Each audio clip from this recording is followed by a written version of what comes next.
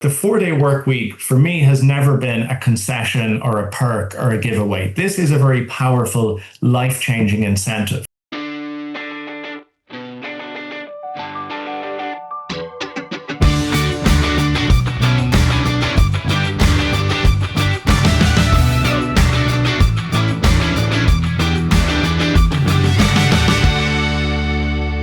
Welcome back to Closer Look. It's Wednesday, the 28th day of January, 2026, with Michael Friscolanti, our editor-in-chief. I'm Scott Sexsmith. Would you like to work less?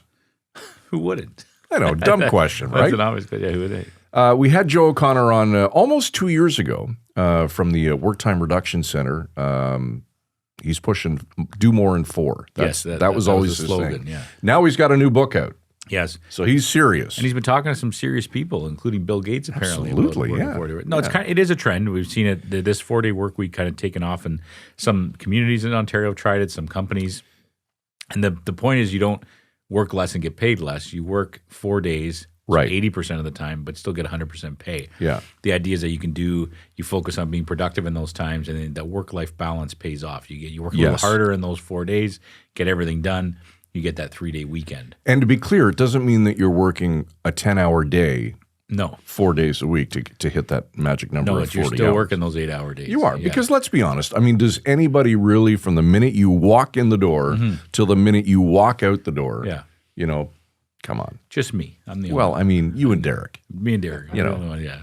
We're the only ones to do that. But it's a good question, and it has gained some. And ever since we've talked to him a couple of years ago, so much has changed. Well, AI. Yeah, right? AI is trying to change everything. I mean, there are people out there, and I don't quite grasp this, but they think that, in 20 years, there'll be no need to work at all. You can go to work if you feel like it. Elon Musk, right? We're all just going to be rich and filthy rich, but I don't know how that's going to work.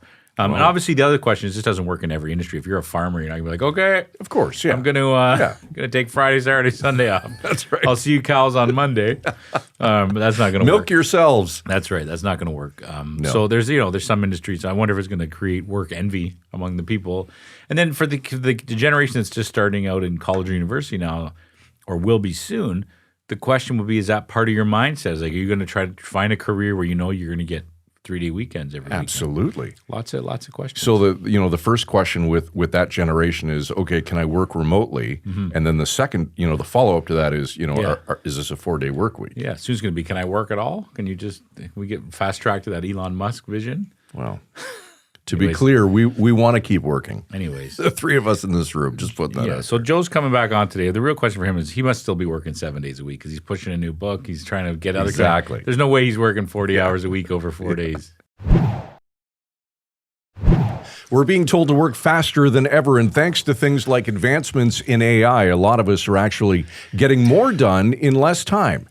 So here's the obvious question. If productivity is up, why are we still working 5 days a week? 2 years ago, we spoke with Joe O'Connor about the 4-day work week when it was still seen as a bit of a leap. Now, with AI reshaping how work gets done, the idea suddenly feels a lot less radical. Joe is the CEO of the Work Time Reduction Center of Excellence and the co-author of a brand new book called Do More in 4, Why It's Time for a Shorter Workweek. He's back to talk about what's changed and whether technology is finally forcing a rethink of how we spend our time at work. Joe, welcome to Closer Look. It's great to have you back. Good to see you. Pleasure to join you both again. Joe, 2 years ago, the idea of a 4-day work week still felt experimental. What's the single biggest shift that you've seen since then? Well, it won't surprise you to learn that it's been AI and the impact that that's having on the way that we work. And I think we're still in the early stages of that being felt. When we spoke 2 years ago, we had just come off, this was something I've been doing work on since before COVID.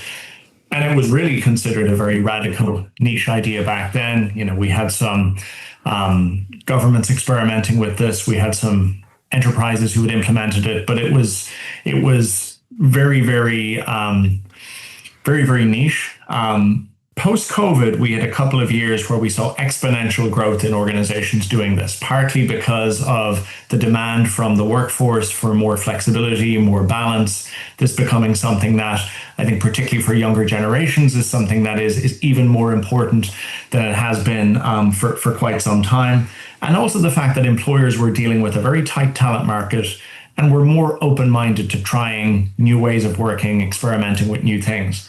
I would say since we spoke in the past 2 years, the pendulum has swung back a little bit in terms of we're dealing with a very fragile economy, particularly here in Canada with what's been going on with the tariffs and the issues south of the border. As a result, employers are less likely maybe to want to take risks. And we're also seeing that for employees, the talent market is a lot more difficult now. The pendulum has swung a little bit in that respect as well. So while we are still seeing a lot more adoption of this than we were pre-COVID, I would say that the pace of growth has slowed somewhat compared to the last time that we spoke. But certainly one of the things that we talk about in my new book is talking about, in the context of AI, I believe that we're going to see that radically alter again in the coming years. And we can talk a little bit about why I think that is and why I think a shorter work week is something that really is a very necessary conversation for the types of changes that we're going to see within our economy and within our workplace in the coming years. Well, let's jump right into that since you brought it up. That's a good point, Joe. You hear there are some people who are so extreme saying we won't have to work at all in a few years. We're just going to go to work if we feel like it, and it'll be just a euphoria. Everybody will be amazing. What's the reality? How's AI going to allow us to do this 4-day work week? Okay, so let's talk about this at both a practical level, but also at a more philosophical policy level, because I think both are really important. All right. At a practical level, if you're an enterprise leader, why would you see the shorter work week as being a vehicle to effectively adopt AI? Well, there's two reasons. One is that we know historically one of the biggest challenges that leaders face in trying to adopt new productivity initiatives, onboard new technologies, engage in digital transformation. One of the biggest reasons why that type of activity might fail is because you lack enthusiastic buy-in and engagement from the workforce. We are singularly seeing, compared to any other technology, a greater level of fear and resistance and skepticism when it comes to AI. Actually, according to a study from Pew Global Research, Canadians are the least excited about AI of any of 25 major economies. Only 9% of Canadians are more excited than concerned. And actually, the Americans are the most concerned economy. So here in North America, we have a huge challenge and an obstacle to overcome around how do we position AI as something that isn't a threat, but is something that could be a genuine win-win for both organizations and the workforce. And so I think in that context, the shorter work week offers a very effective vehicle to say, we can share the benefits of these productivity gains with the workforce and therefore use that as a lever to get people to actually engage with how do we need to learn, how do we need to adopt this, how do we need to integrate this into our workflows. So that's the first point that so like a carrot, Joe, you dangle it as a carrot. You say, hey, I'll give you that 4-day work week did you get on board with the AI?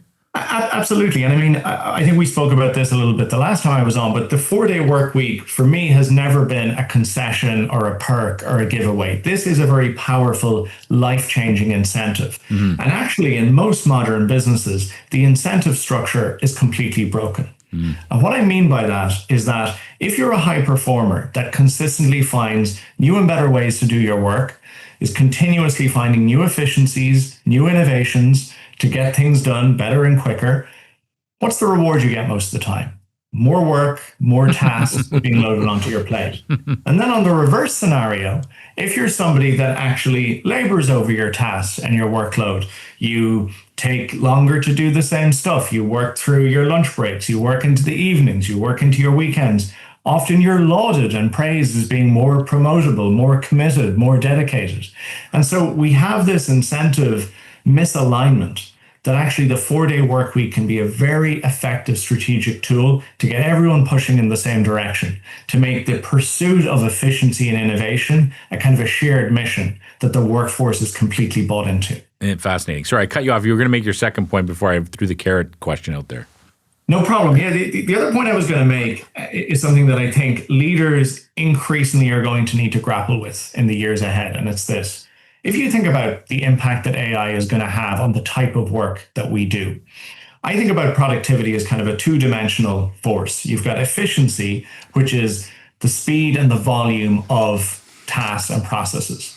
And then on the other side, you have what we call effectiveness. And that's all about coming up with creative ideas, collaborative problem solving, making good judgments, adaptability, connection, much more the human soft skills of work.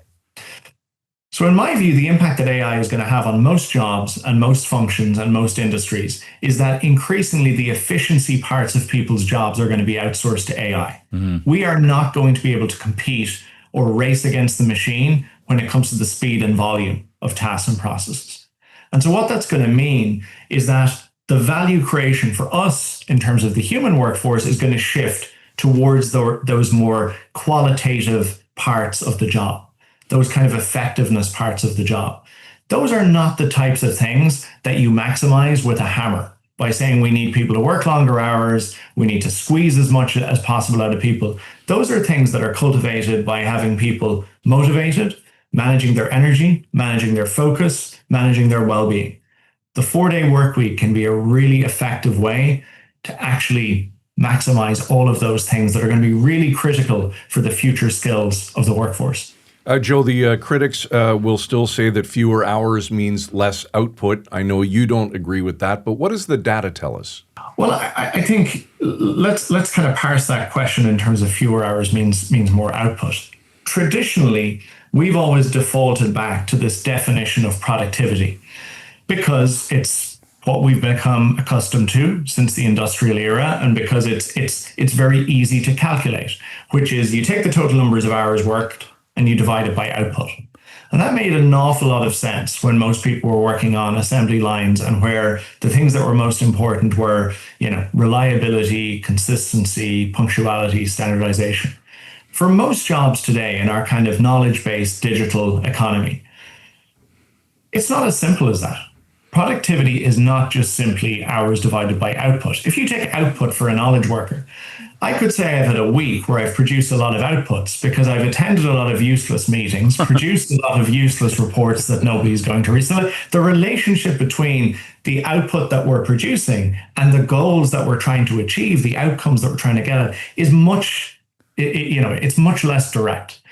And so we need a much more, productivity is a lot more complicated these days than maximizing hours worked. Yes, hard work is important, but so is the quality of nutrition, sleep, exercise, time off, rest and recovery. All of these things have a role to play in terms of people's ability to both show up, perform at their best, and sustain that performance over a longer period of time. I'm in trouble because I do none of those things. This might be our last week of the show. Joe, give us a great success story of a company that tried this out and it was just unbelievable for the employees, for the company's bottom line. A good example, because I think it speaks to a couple of the different advantages of this for employers if it's executed in the right way, is a Toronto-based software company called Sensi Labs, which they actually spun out of Click Health. And so they are a relatively small to medium-sized technology company. And so this solved two problems for them. The first problem it solved was that they were competing with the likes of Amazon, Google, and Meta for product developers and engineers. And they could not compete on brand name, and they could not compete in terms of being able to offer the kinds of top dollar salaries that those global behemoths can offer. So they needed to change the rules of the game. And they did so by offering this creative alternative benefit that they knew those bigger competitors most likely would not be offering. So it allowed them to attract and retain top talent that they otherwise simply would not be able to have. The second thing it did was that they basically asked everybody to think about how their own day-to-day work connects with the revenue, the bottom line, and the productivity of the overall organization. And through that process of discovery, they realized that most of their people did not have a clear understanding of the relationship between the work that they did and the overall objectives and the value the business was trying to create. So what this did was it created this relentless, sharp focus on what are the things that we're doing that drive the most impact versus what are the things that we're doing that maybe we can reduce or remove or look to do less of. So that's one example of how, to me, the 4-day work week, as I said earlier, isn't just a kind of a well-being initiative.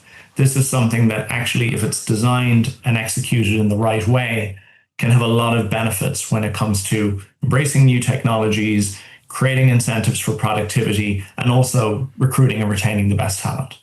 Joe, there's going to be sectors where obviously the 4-day work week just clearly won't work. Will that set up, a bit of jealousy and almost a two-tiered work environment?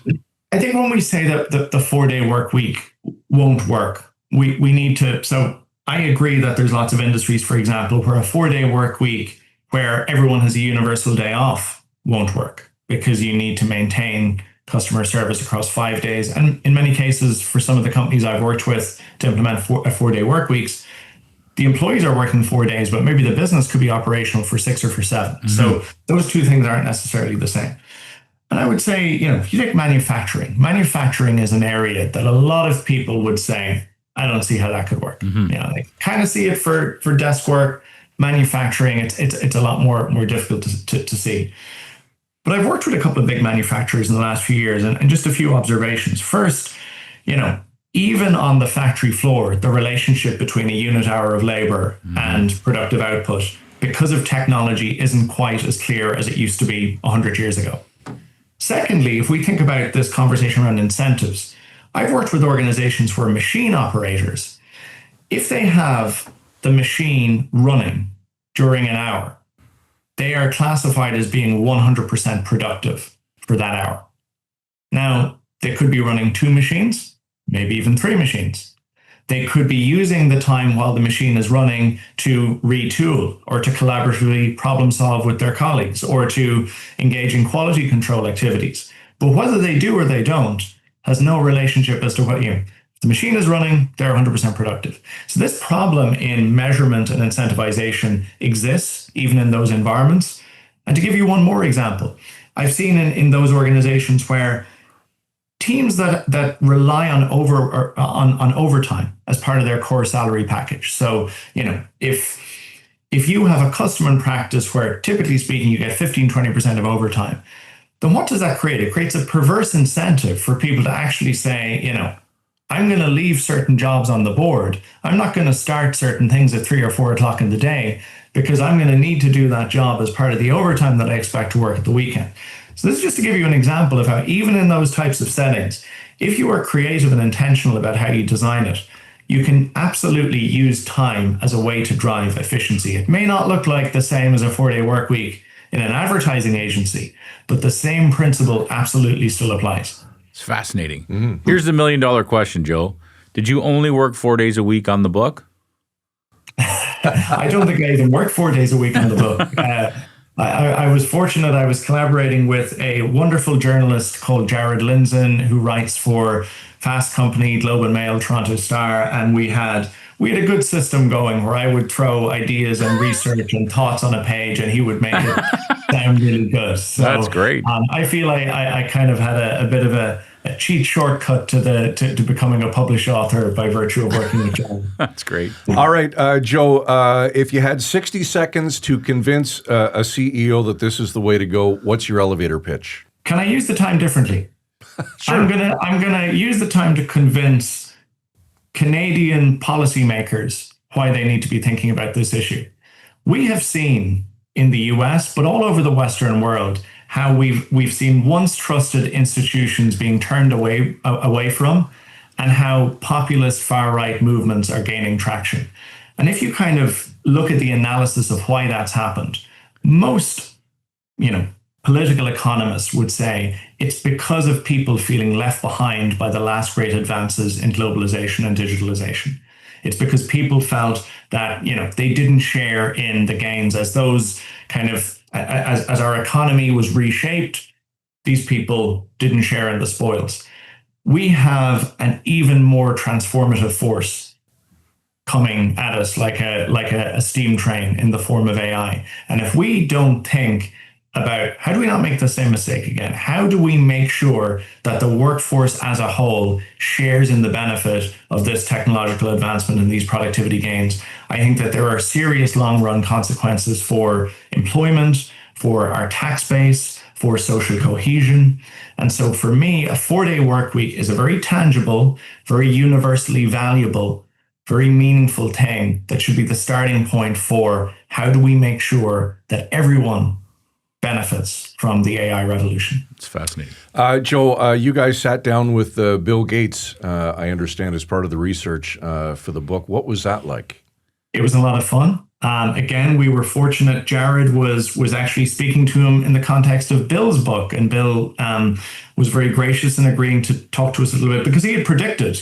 Bill actually makes me seem like a bit of a conservative because Bill had predicted we might be only working 2 or 3 days a week as a result of AI. But my challenge to the point that I just made is his version of a shorter work week the same as the one I'm talking about, which is about preserving income and employment while people work less? Or does it mean that maybe lower skilled workers might need to work multiple jobs in order to, have the same level of income? Does it mean that the state might need to step in and subsidize people's income through the form of something like a universal basic income?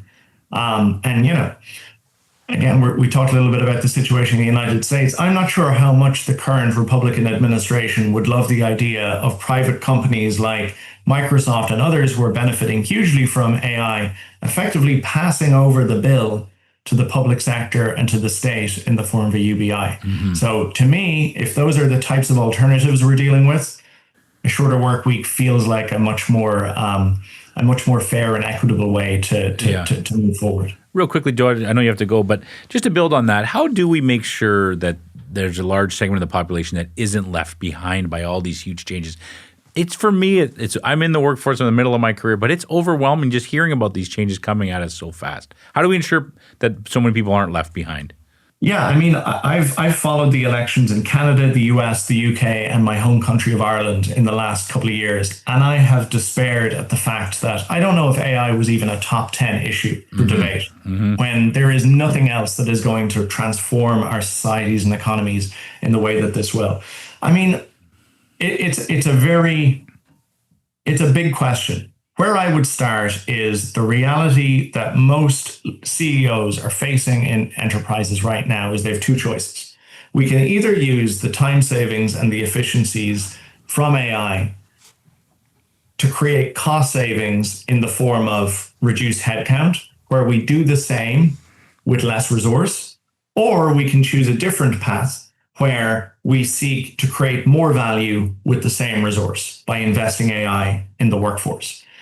Obviously, this path is much more beneficial for the sustainability of our society and our economy. However, the incentives in organizations at a shareholder level often default to the short-term cost saving. And so I think there is a role for policymakers to incentivize enterprises to choose to invest these gains in the workforce, because that's obviously a much more desirable path, I think we'll all agree, for the future. All right, good stuff. The new book is called Do More in 4, Why It's Time for a Shorter Work Week, authored by the one and only Joe O'Connor. Joe, always good to see you. Thanks for your time.